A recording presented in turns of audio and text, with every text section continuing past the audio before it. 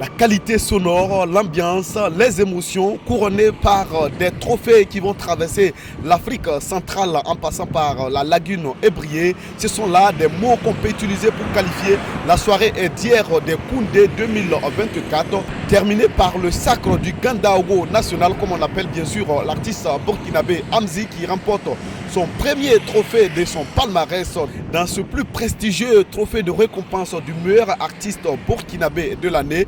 L'artiste Amzi qui, sous les émotions, se dit très satisfait puisque pour lui c'est un rêve qui se réalise. Cette sensation, je ne saurais l'expliquer. Je vais tout simplement dire, c'est pas trop tôt. Ça fait des années que je l'attends. Maintenant, ça y est là. On a tout simplement fait ce qu'on sait faire le mieux, chanter, donner le meilleur de nous et avoir confiance en nous. Et je parle de nous, je parle en pluriel parce que je ne suis pas seul, il y a toute une équipe qui travaille avec moi pour la communication, pour les choix des chansons. Et je tenais à dire que ce trophée, je l'ai dédié à toute cette équipe-là et aussi ceux qui me donnent le courage d'avancer.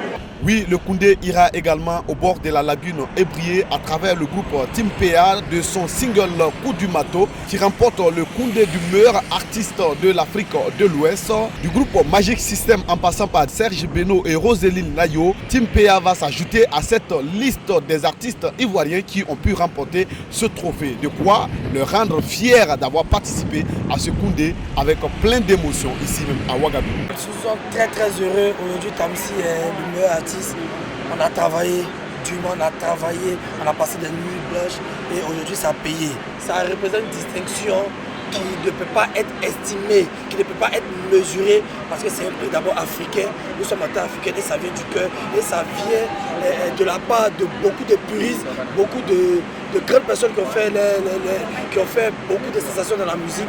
Donc pour nous c'est vraiment quelque chose de sacré. Vous savez bien que le Koundé de cette année se tient dans un contexte particulier marqué par la crise sécuritaire qui secoue le Burkina Faso.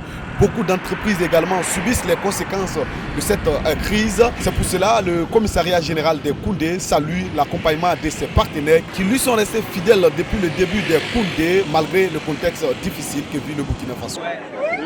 Le contexte est difficile, est vraiment difficile parce que si vous remarquez bien, aujourd'hui, tous les événements qui se tiennent sur le plan culturel, c'est des événements d'État, comme la SNC, le FOSPACO, le CIAO, c'est sur le budget de l'État.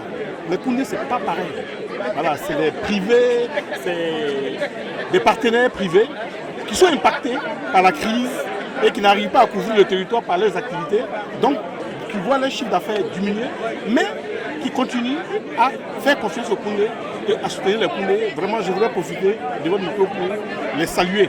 Au palmarès des Koundé 2024, c'est bien l'artiste Amzi qui remporte le trophée le plus convoité. Il devance ses concurrents directs Kayaoto et l'artiste Geli Karim. Il faut noter que Geli Karim remporte aussi au passage le Koundé du public. À côté de ce trophée, vous avez également les prix spéciaux, notamment le prix du meilleur artiste de l'Afrique de l'Ouest qui revient au groupe Team PA, le prix du meilleur artiste de l'Afrique centrale qui revient à Ferrogola, l'artiste congolais que vous connaissez très bien d'ailleurs.